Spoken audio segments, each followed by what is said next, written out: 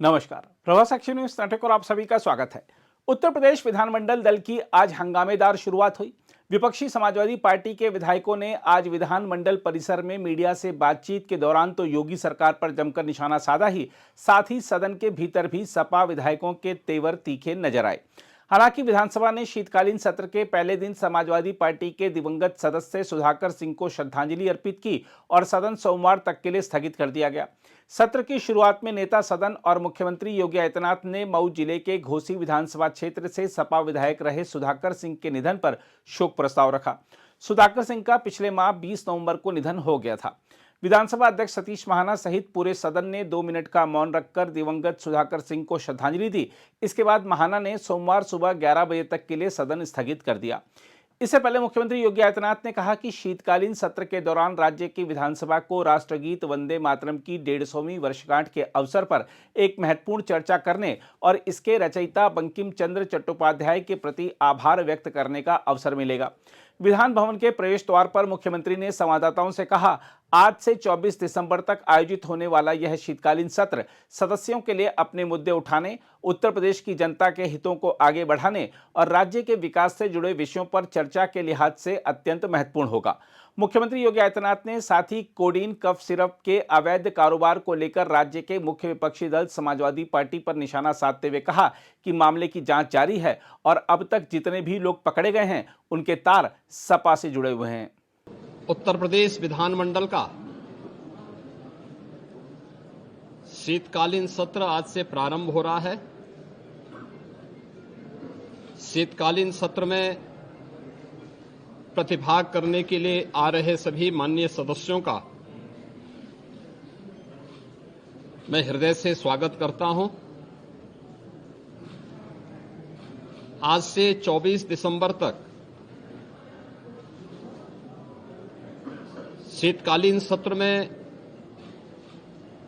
माननीय सदस्यों को सदन में अपने मुद्दों को उठाने, उत्तर प्रदेश की जनता के हित में और उत्तर प्रदेश के विकास से जुड़े हुए तमाम अन्य कार्यों को आगे बढ़ाने, विधायी कार्यों को आगे बढ़ाने और विभिन्न विभागों में जो नई मद हैं उनके लिए सप्लीमेंट्री डिमांड्स के लिए भी यह शीतकालीन सत्र अत्यंत महत्वपूर्ण होगा। इस अवसर पर राष्ट्रगीत वंदे मातरम के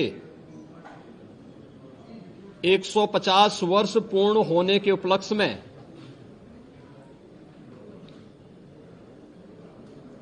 एक महत्वपूर्ण चर्चा और वंदे मातरम गीत के रचयिता के प्रति कृतज्ञता ज्ञापित करने का भी एक अवसर उत्तर प्रदेश विधानमंडल के सामने होगा, क्योंकि उत्तर प्रदेश की स्थापना का दिवस और राष्ट्रगीत के रूप में वंदे मातरम को भारत के संविधान के अनुसार मान्यता प्राप्त होने का नोटिफिकेशन एक ही तिथि इस महत्वपूर्ण इवेंट के लिए है और उत्तर प्रदेश की विधान मंडल में इस पे चर्चा इसलिए अत्यंत महत्वपूर्ण होगी। कल सर्वदलीय बैठक में हम लोगों ने सभी दलीय नेताओं से इस बारे में अनुरोध किया है कि सरकार प्रत्येक मुद्दे पर चर्चा कराने के लिए तैयार है। सरकार विकास से जुड़े हुए मुद्दों पर एक सकारात्मक रुख है और सभी दलों का हमें विधानसभा सत्र को संचालित करने के लिए उनके सहयोग की भी अपेक्षा है। देश का सबसे बड़ा विधानमंडल सुचारू रूप से संचालित हो और ये अब तक लगातार एक सही दिशा में आगे बढ़ा है, क्योंकि लोकतंत्र से जुड़े हुए पवित्र स्थल जब चर्चा परिचर्चा का विषय बनते हैं तो जन विश्वास पर जनप्रतिनिधि खरा उतरता है हमारी इच्छा थी कि सत्र अधिक दिन चले, लेकिन माननीय जनप्रतिनिधिगण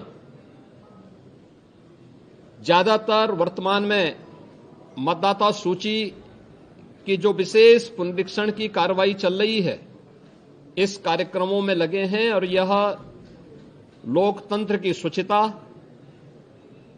पारदर्शिता और प्रभावी होने के लिए अत्यंत महत्वपूर्ण भी है। तो विभिन्न जनप्रतिनिधियों ने इस संबंध में अनुरोध भी किया था कि आवश्यक विधायी कार्य और सप्लीमेंट्री डिमांड्स के साथ ही कुछ महत्वपूर्ण अन्य कार्यों को लेने के बाद वंदे मातरम पर चर्चा परिचर्चा के उपरांत अगर इसे हमें आगे के कार्य के लिए SIR की इस कार्रवाई को जो भारत निर्वाचन आयोग के मार्गदर्शन में चल रही है, इसके लिए समय मिल जाता, तो इसलिए इसे आज से 24 दिसंबर तक विधानमंडल की इस कार्रवाई का हमने सत्र रखा है और मुझे पूरा विश्वास है कि सत्र उत्तर प्रदेश विधानमंडल के साथ ही उत्तर प्रदेश के विकास के लिए एक महत्वपूर्ण सत्र साबित होगा। देखिए,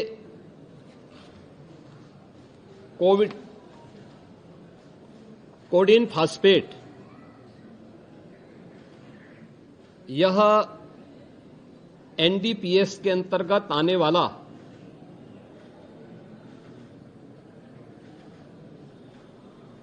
एक औषधि है जिसका निर्माण कोडीन युक्त कफ सिरप यानी गंभीर खांसी के लिए कफ सिरप बनाने के लिए उपयोग होता है, लेकिन सेंट्रल नारकोटिक्स ब्यूरो के द्वारा इसे केवल उन्हीं औषधियों के निर्माण के लिए आमंत्रित किया जाता है। इसके लिए उसका कोटा, उसका आवंटन, ये सभी सेंट्रल नारकोटिक्स ब्यूरो के द्वारा तय होते हैं। इस मामले इसकी यह कफ सिरप तमाम जगहों पर नशीले पदार्थों के रूप में इसके दुरुपयोग की शिकायतों के बाद इस पे हम लोगों ने कार्रवाई की थी, क्योंकि अवैध रूप से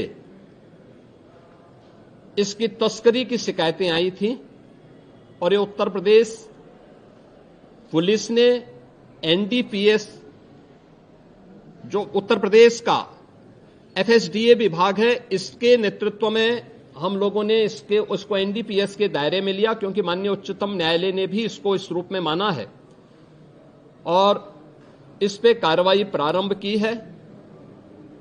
यह कार्रवाई उत्तर प्रदेश सरकार के द्वारा FSDA, यूपी पुलिस और STF इनके द्वारा प्रारंभ की गई है, जिसमें अब तक हम लोग काफी बड़े पैमाने पर इसके अवैध तस्करी के प्रकरण को पकड़े हैं और इसमें व्यापक गिरफ्तारियां भी हुई हैं। यह हर व्यक्ति जानता है कि हर माफिया के संबंध समाजवादी पार्टी से रहे हैं और मुझे लगता है आज विधानसभा में तो कार्रवाई संभवतः नहीं चलेगी, क्योंकि विधानसभा के हमारे एक सिटिंग माननीय सदस्य के आकस्मिक निधन के कारण वहां कॉन्डोलेंस होगा, लेकिन विधान परिषद में हमारे विधान परिषद के नेता सदन इस मुद्दे को वहां पर अगर उठेगा तो जरूर इस मुद्दे को वहां पे रखेंगे, अन्यथा हमारी ओर से कोई मान्य सदस्य बाहर भी अगर सदन में उठेगा ठीक है, बाहर उठेगा तो बाहर भी उसका जवाब देगा। लेकिन प्रारंभिक जांच में सामने आया है कि उससे जुड़े हुए जिन अभियुक्तों को STF या यूपी पुलिस की कार्रवाई में पकड़ा गया है, उनके कुछ संबंध समाजवादी पार्टी से सामने आए हैं और समाजवादी पार्टी जो अपने कार्य के अनुरूप जिसका जो बदनाम हो चुकी है और पहले से कुख्यात है, इस पूरे मामले में भी उसकी संलिप्तता आएगी, चूंकि एसआईटी, एक राज्य स्तर की एसआईटी इस पूरे मामले की निगरानी कर रही है, जिसमें यूपी पुलिस, एफएसडीए, इनसे जुड़े हुए सभी अधिकारी मौजूद हैं।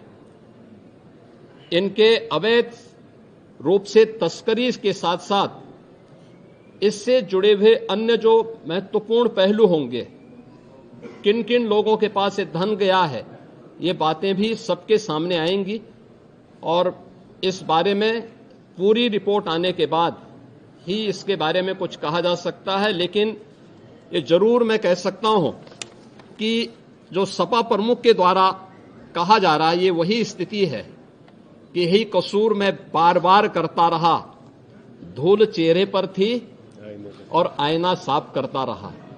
यानी फोटो इनकी है उन माफियाओं के साथ, तो स्वाभाविक रूप से अवैध लेन देन में भी संलिप्तता कहीं ना कहीं सामने आएगी। जांच आने दीजिए, दूध का दूध और पानी का पानी सबके सामने आएगा। धन्यवाद जी। वहीं सपा विधायकों ने विभिन्न मुद्दों पर योगी सरकार को जमकर घेरा। देखिए, एक जो है आप देख रहे हैं, इसकी वजह से मैच हमारा कैंसिल हो गया। जो दिल्ली का प्रदूषण था वो उत्तर प्रदेश में आ गया है और आज अभी देख सकते हैं कि जो यहाँ का प्रदूषण लगभग 300 है, दिल्ली से ज़्यादा प्रदूषण यहाँ हो गया है। आज सांस लेने में दिक्कत हो रही है और मैं चल नहीं पा रहा था, मरीज हूँ। उसके बाद जब मैं कफ सिरप पिया तो आज मैं चलने में भी हमको दिक्कत हो रही, सांस लेने में दिक्कत हो रही है। इसी वजह से हम लेके आए हुए हैं। कौन सी सिरप आप? कफ सिरप, कोविड का कफ सिरप, जो आप प्रदेश में नहीं, देश में नहीं, पूरी दुनिया में इस सरकार की और जो कि मरीज के नाम पे पैसा वसूला गया है। कितने लोग मर गए हैं, कितने विधवा हो गई हैं कफ सिरप की वजह से। आज के कफ सिरप के जिन लोगों ने किया उसका सड़ा जो है प्रदेश सरकार दे रही है। अंदर ले जाने देंगे आपको? अब देखते हैं नहीं ले जाएंगे, देखते हैं। आज देखिए जिस तरह से पूरे के पूरे प्रदेश में और देश में इस बात की चर्चा है कि भारतीय जनता पार्टी के लोगों ने जो जहरीली कफ सिरप पिलाई, जिससे गरीब के बच्चों को मारने का काम किया और अरबों खरबों रुपए कमाकर लोग विदेश भाग गए, और भारतीय जनता पार्टी की सरकार उन लोगों को संरक्षण देने का काम कर रही है। तो ऐसे लोगों को सरकार तुरंत गिरफ्तार करे, जेल भेजने का काम करे। सत्र का पहला दिन है आज, क्या किसी मुद्दे पे बात? आज हर मुद्दे पे वो गरीब, मजदूर, किसान, नौजवान, बुनकर, बेरोजगार, अधिवक्ता, शिक्षक, शिक्षा मित्र, हर मुद्दे पे सरकार को घेरने का काम करेंगे। अगर आप भी लेना चाहते हैं देश दुनिया की तमाम जानकारी तो आज ही सब्सक्राइब करें हमारे चैनल को। साथ ही नीचे दिए बेल आइकन को जरूर दबाएं ताकि हर अपडेट आप तक पहुंच सके।